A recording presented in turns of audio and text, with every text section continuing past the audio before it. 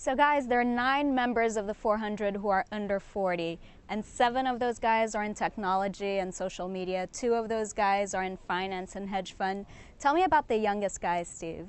Well, the 2 youngest guys are actually college friends at Harvard, Dustin Moskovitz and Mark Zuckerberg, both of Facebook. Both born in May 1984, so that makes everyone feel very old and very poor.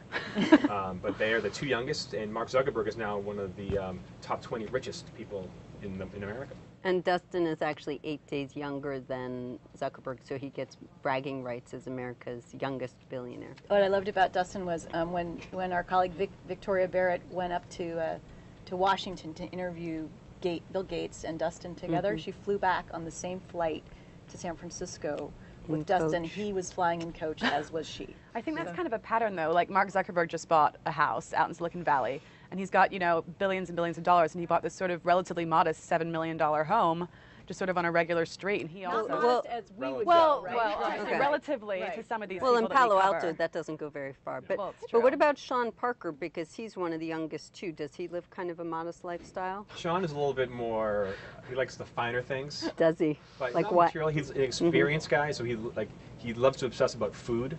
He's a big-time foodie. He loves clothes, his suits are perfect and that kind of stuff. Did I hear he had a tailor? He had a tailor. We had a photo shoot, and he had his tailor there to just make sure everything was lined up and all set, and in case a button popped Very off. nice. You said that he loves food. I love the story you told me about the sushi night. So we invited him out for dinner. He wanted to go for sushi. So before we went, he called 5 different restaurants to see which chef was cutting that night.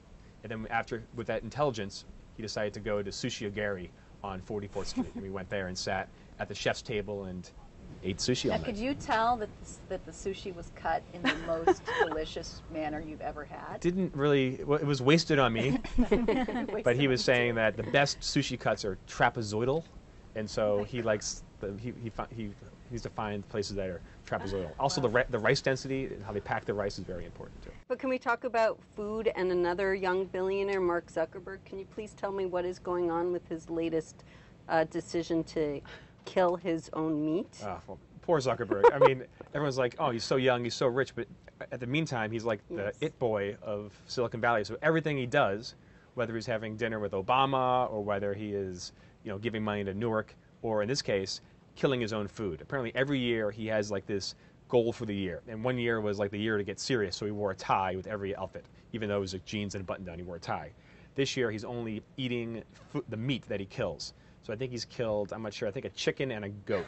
What about Eduardo Saverin, another Facebook alumnus? So yeah, he was the one who anyone who's seen the movie Social Network knows was the finance guy in the early days of Facebook and had a falling out. And he's derives most of his net worth from Facebook. Actually, pretty much all his net worth from Facebook. He also lives the high life. He was on Page 6 recently, out in Saint-Tropez partying at all the hot night spots out there with his entourage. Yeah, he actually, I think, brought his whole entourage, paid for them to be there, and was there for a period of time. The hotel confirmed it. The Severance people won't confirm anything about him these days.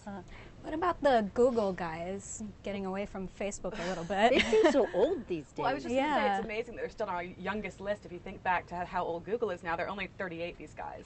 They're now worth $16.7 billion each. But I think right now they're kind of gunning for their rivals, because if you think about it, like, Facebook and Groupon, all these sort of social media startups are sort of taking over some of their market share.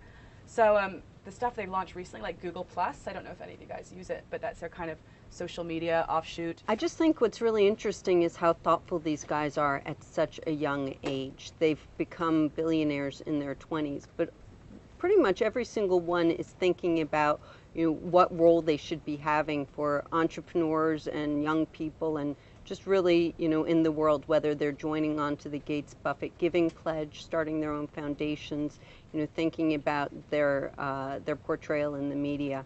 This is definitely a thoughtful group.